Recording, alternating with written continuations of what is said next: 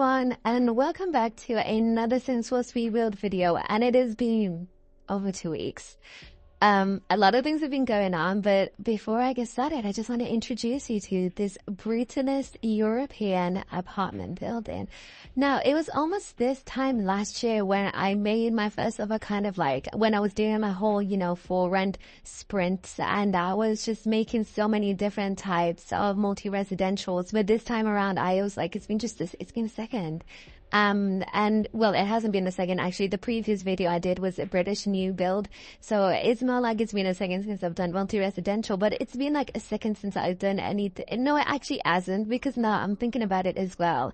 I have also done like multiple apartment townhouses for Ravenwood. So, okay, maybe it hasn't been a second since I've done a multi-residential. I lied a little bit. I told a little bit of a fib, but I've been wanting to do something like that for a hot second, because as you guys know, I'm not entirely happy with my previous British apartment, and this is not inspired off of British architecture, but there is element of it. That's why I called it European rather than called it Romanian or Polish or British, because it's quite very generically European, because this is the type of architecture I would say most of the time you will see in Eastern European countries, a lot of Slavic countries, you will see this type of architecture, but you do see it a lot on a lot of Western countries as well, West European countries as well.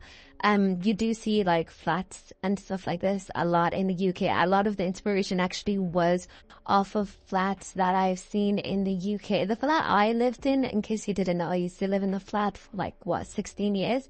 The flat I lived in, it didn't have a great exterior like this, but it was made in the 60s, so it wasn't quite, as brutal. It wasn't really brutalist. It was very 60s, mid-century type of thing. But this time around, I was building this completely like in the aesthetic of brutalism, because I don't know, I think it's because it's getting colder. It was snowing last week or this week. I forgot that the days are meshing into each other. And I was just feeling a whole type of, I wanted to listen to brutalist music and everything like that. So funnily enough, I ended up building this, not this week that's just occurred, but the week before. And I wanted to upload it in November, but then a lot of stuff was getting in the way. And I was like, really and truly, I love building houses in The Sims, but I really do need to make sure I prioritize my personal life and make sure I try and get any opportunity I can. So obviously, as some of you may know, that in my personal life I don't have a job. I'm actively looking and stuff like that, but I can't, it's just really difficult. So anytime I see anything that I feel like I need to lock in and really do my best to try and get it, I have to abandon The Sims and look towards that, because at the end of the day I need a job. And I do love working, so I would love to go back into the industry, because my industry is very, very fun. It's film, so I would really love to go back into the film and just general creative industry. But anyway, when we're not talking about jobs, I always talk about jobs. We're going to talk about this. So I built this last week, but then I was like, I need to really lock in for this week, because the utmost important thing that I did this week is that I had to redo my theory test again, because I did it before, passed the third time, and then 2 years went by and it expired, so I had to do it again. And then I got really busy with university and 2 years expired again. And then for the entirety of 2023, I think my theory test was just invalid. So then I had to do it again. And this time it won't be invalid until I'm 25. So I'm 23 now, I turn 23 in September. It won't be invalid until I'm 25, and that will be in 2026. So hopefully I can pass my practical by then. Not hopefully, I will, because I'll lock in when that comes as well. But yeah, I didn't even say what I did. I did pass my theory test the first time again, because I locked in and I was studying over and over and over and over. And I passed. If you don't know what the British theory test is, it's the thing you do before you drive in. Hence why I'm talking about my practical driving thing. And, it's the thing you do before you do your practical driving, and you have to get at least 43 out of 50 questions on the multiple choice section correct, and you need to get at least I think it said 44 out of 75 on hazard perception. Hazard perception is that you get a multitude of clips and you have to tap the screen when you see there is a hazard on the screen. So, I just had to, I've never been bad at hazard perception. I'm quite a cautious driver, not overly cautious, but quite cautious. But, I was worried on the multiple choice one, but when I did it, I kind of just flew through it. I didn't even utilize the full 57 minutes. I actually even just used 20 minutes, and that's just because I was just trying to make sure that I went through this a little too quick. So why don't I go back and make sure I did it? And I got 49 out of 50, which I am so happy about it. And I don't think I would ever shut up about it to my parents, because I am so proud of that, because that proved to me that even though I'm 23 and clearly I've gone through an entire life, so I am doing different types of things for education and academia, I've always had and always will struggle when it comes to exams. Like, you trying to make me tell you everything I know in one specific instance, that's difficult.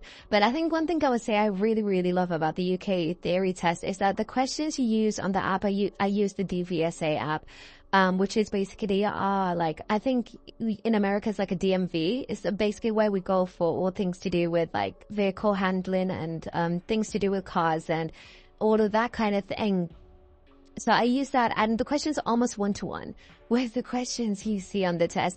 I think the only obvious question that was quite a bit different was, when are you allowed to use your horn, your car horn, in residential areas? And that was worded differently on the test, because normally it asks you, when are you not allowed to use it? That's what it normally says. But this time around it says when you are allowed to use it. And I feel like maybe because I've had more of a chance to probably lock in and study for this, because every other time I've done it, it's always been in the midst of either university or A levels, which was just a hellish state to be in.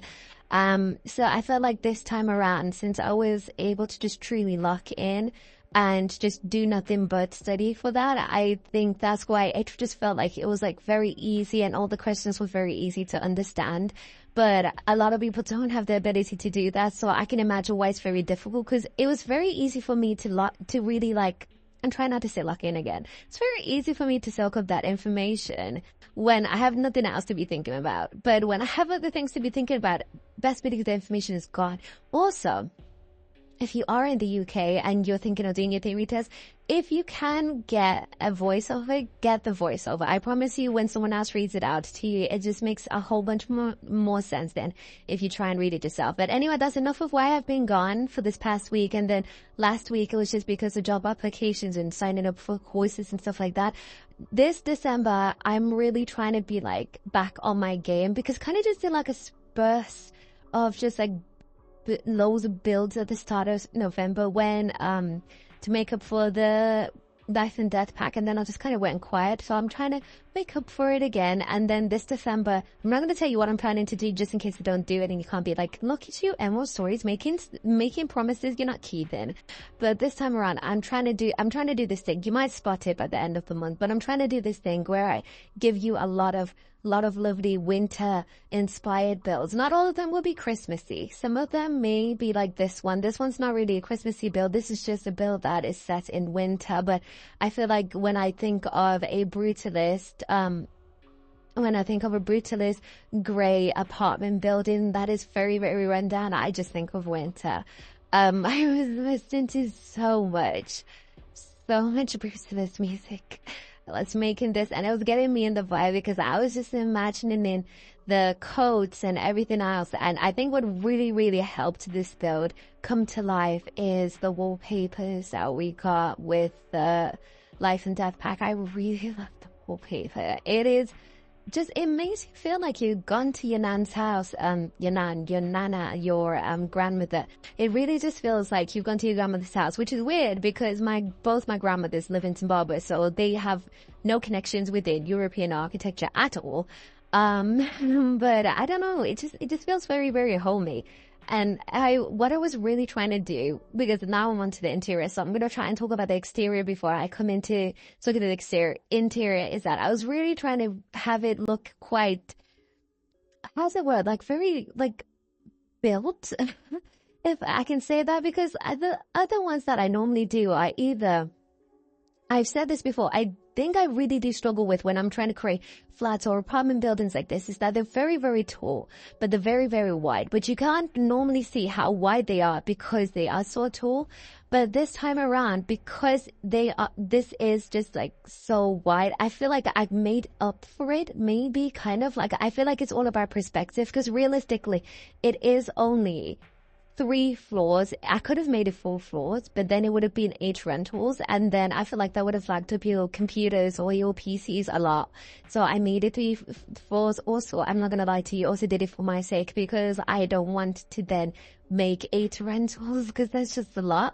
So I kind of kept it at 6 rentals. And then the other thing you might think is like really weird with the way I've built it is that I've kind of meshed 2 particular designs. So there's normally the apartment buildings that are just kind of the windows. They don't really have these, like they have those interior balconies, which is like the jutted out things. So the things where the laundry is, like the laundry machine, like the thing where the glass is, you can see right here in the back of the kitchen where the glass is, that is like the interior exterior balcony, which when I was watching a Romanian apartment building walkthrough, they were talking about like during the summer this will be open, during the winter this will be closed, so you can still have that balcony space but not really be immersed in the chill of the winters and everything like that.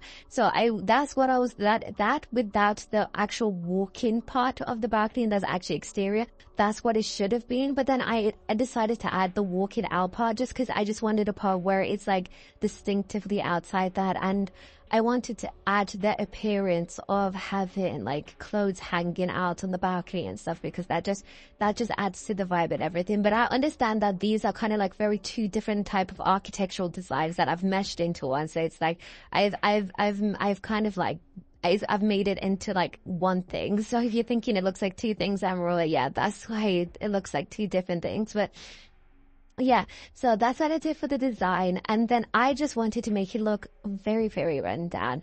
I wanted, because again, with Brutalist architecture, a lot of it came from afterwards World War II and everything, and everyone just wanted to have, after the grandiose of before both the world wars, they just kind of wanted to have something a little bit more simpler, because they've had so much damage happen to their countries and everything like that. They're kind of still in the echoes of World War I. They do not have the money to be making very grandiose ideas of architecture. Neither do they have the mental security that mental and physical security that if we do build something in a similar light of, I'm going to say this just because I've lived in England, but in a similar light of the Edwardian era, it could just as well be bombed and destroyed again if we have another war, because the 2 world wars were quite very consecutive. They called the first one the war because they didn't think that in any realm of this world would we have a second one, but they did. So it's like the Brutalist architecture really kind of like amplified in that, because it was like, we can't be the crazies, the great, like the parties of the 20s, the Gatsby era kind of vibes that they had. They had to be a little more like, there were still echoes of the time of war, so they had to be a little bit more conservative with what they used and what they had in terms of architecture. So they couldn't have the really pretty designs. It was just kind of block cement buildings. They couldn't really have, what else couldn't they have? It was just like, I know one thing, a commenter actually said this regarding my Romanian apartment build. They actually had taller ceiling heights than I've given. But again, I think one of the issues that I have with ceiling heights, and the reason why I do use medium quite a bit, but the problem is that it's just the kitchens, it just always ruins the kitchens. But I have made something else with a medium ceiling height. I've been building lately, guys. I've been building a lot. Since I passed my theory test yesterday on Saturday, I built 2 builds and finished this one for you guys. So like I've been building lately so I can really get those builds out for you. So you don't forget about me. But yeah, so they can't really have a lot of the grand stuff that we have. And we kind of see echoes of this, in current systems that we have. Like every single time we've had a mega economic crash, we've always had like quite very simplistic architecture following close to it, or when we have a bit of economic uncertainty, we have simplistic architecture following in it. So I can think of near around the 2020s, we saw a huge huge rise of minimalism architecture. Like everything was just like all white and stuff like that. And even still to this day, we still have the remnants of, we have like beige colors. Like I'm a victim of this. I'm a perpetrator of this. I consistently do a lot of beige builds, and these are all echoes of like just times of uncertainty. We just can't really be as colorful. We can't be as like explorative in terms of our architecture and interior design as we can be. So that's why I was like, okay, I'm going to do the Brutalist design, because I feel like that's what it'll be, as since it is a build that would have been built like shortly after World War II. That's why I ended up deciding to have it so run down, because it was just, it's something that's been around for almost like borderline, like it's going to be 2030 soon. So it's going to be, oh wait, actually World War II ended in 1945. So, okay, we have 20 years until the 100th year anniversary, but 80 years is a long time for a building to be standing, and especially a building built in haste, because you're trying to bring back people into the city centers. You're trying to build back these buildings that have been destroyed. Like it's just a lot of things to do. So I was like, okay, with this in mind, I'm gonna like, this is gonna be something that's be just like almost like forgotten. Like as people have found more money to be more explorative in terms of the architecture, these things have kind of been left behind. And the people that live here are probably people who lived here when it was first built. A lot of people who live here aren't really people who've been here for a long time. So specifically the apartment that I built it in the mind that this was a mother that first moved here shortly after the war. Like I know there wasn't a war. I know this is The Sims, but as I was decorated, I imagined it like it was like a brand new swanky apartment building, and she just never left. That's why there is so much clutter and a mixture of different types of buy items within it, because it's just like she's been here for such a long time, so she's kind of collected everything. So you'll see bits from the 60s, bits from the 70s, 80s, 90s, 2000s, just all kind of meshed into together, because it's kind of just showcasing that she just never left. So she kind of just kept everything here. There's so many boxes all over the place here, so many knickknacks and trinkets and stuff like that from her time as she's gone on, and this apartment has been passed down from mother to daughter and mother to daughter and so on. And I just really love, oh my god, I'm out here in the bathroom. But yeah, I just really love how this came out. It's really, really fun, and I feel like it'll be a great addition to anyone who wants to do more realistic gameplays in their game. And yeah, I love it so much. Thank you so much for watching this video. Don't forget to like and subscribe, but if you don't want to, that's also okay. I appreciate you staying this long and listening to all of my rambles. Also, don't forget to leave a comment down below. I read all your comments, the more the merrier. And I'll see you guys in the next video. Goodbye!